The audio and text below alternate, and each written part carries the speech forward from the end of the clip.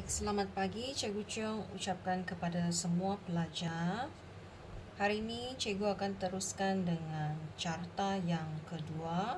Selepas minggu lepas kita mempelajari dan membuat latihan berkaitan tentang carta pai banding.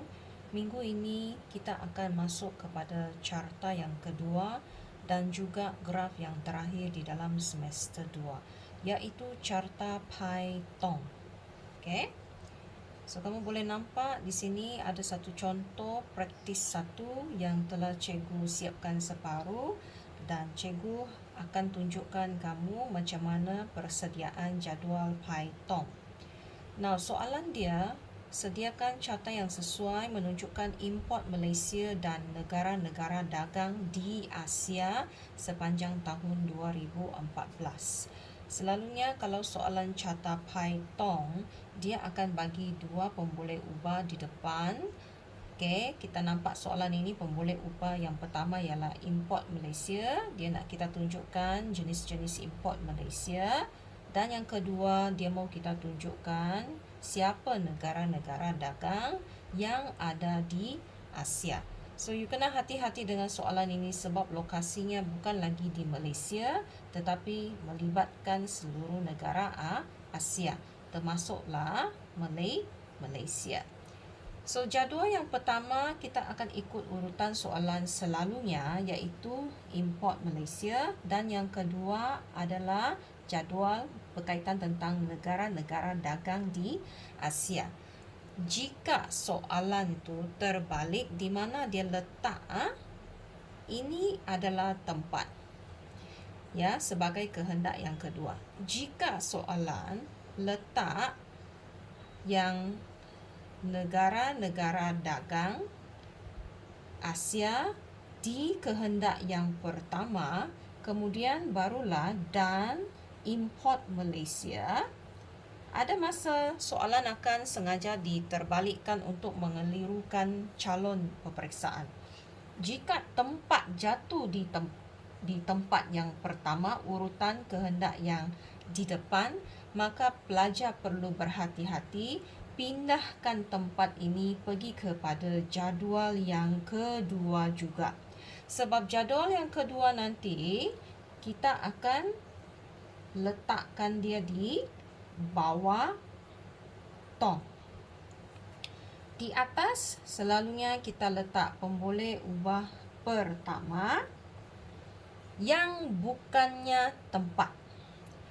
Di bawah tong ini selalunya kita akan letak pemboleh ubah yang berkaitan dengan tempat selalunya.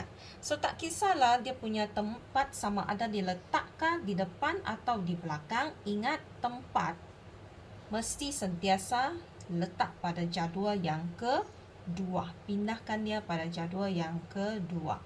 So, jadual yang pertama di sini ni Asia, tajuk dia import Malaysia dan negara-negara rakan dagang sepanjang tahun 2004. Catat satu kali sahaja di atas jadual. Jadual ini perlu diasingkan. Dia tidak macam dengan carta pai banding di mana kita boleh gabungkan dia. Sebab dia cerita tentang dua perkara yang berbeza di sini. Satu ialah jenis import, satu lagi ialah siapa negara-negara rakan dagang di Asia. Untuk jadual di atas, rekod tentang import Malaysia sepanjang tahun 2004 bagi jenis import seperti petroleum, beras, gandum, daging, hasil tenusu, buah-buahan dan jumlah. Okey. So, langkah pertama ialah rekodkan data seperti biasa. Rekod data dahulu. Okey.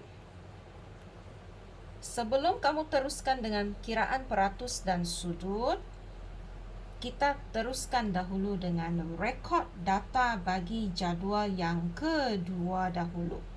Okey, Asia Barat berapa? Asia Selatan, Asia Tengah, Tenggara, Timur dan jumlah dia. Pastikan dahulu jumlah adalah sama, adalah tally.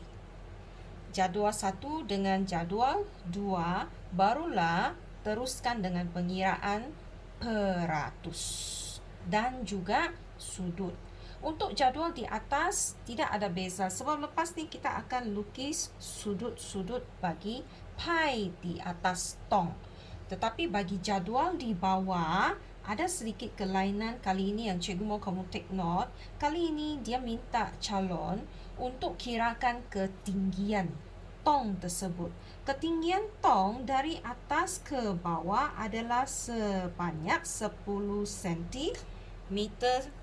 Cukup. Tidak boleh lebih dan tidak boleh kurang. Okey ya. Setakat ni boleh faham. So, take note lah, jadual 1 menunjukkan peratus yang mana kita akan letakkan dia di dalam pi tersebut di atas. Jadual yang kedua ini dia mau menunjukkan ketinggian. Nanti kita akan masukkan peratusnya di dalam sektor-sektor yang bakal kita hasilkan. Baik, untuk kiraan peratus, kira seperti mana yang teknik cikgu ajar kamu dalam catapai banding. Ingat sentiasa 2 titik perpuluhan. Sudut bundarkan kepada angka bulat. Bagi kiraan jadual yang kedua, kira peratus seperti biasa. Selepas kira peratus, kira ketinggian bagi setiap sektor Asia Barat, Asia Selatan, Tengah, Tenggara dan Timur. So, macam mana kita mau kira ketinggian daripada peratus? Bahagi dengan 10 cm sebab jumlah ketinggian tong ialah 10 cm. Contoh, cikgu bagi satu. Contoh 1. Asia Barat jumlah dagangannya sebanyak 5.76 US dollar bilion.